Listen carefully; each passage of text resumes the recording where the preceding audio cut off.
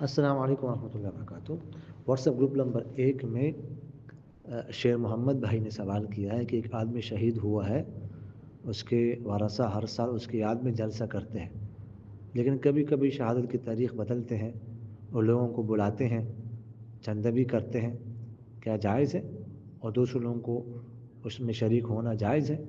دیکھیے گا، یہ کسی کہ اس طرح فوتگی پر ہر سال اس طرح تقریب کرنا، یہ اگر کوئی اس کو دین کا حصہ سمجھتا ہو، ثواب کا کام سمجھتا ہو، تو ظاہرہ پہلے تو ٹھیک نہیں ہے، کیونکہ یہ تو قرآن حدیث کے منافی ہے۔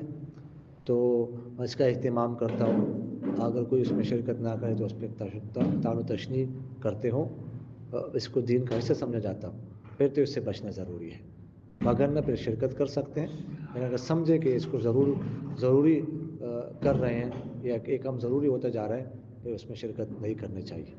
جزاکم اللہ خیر۔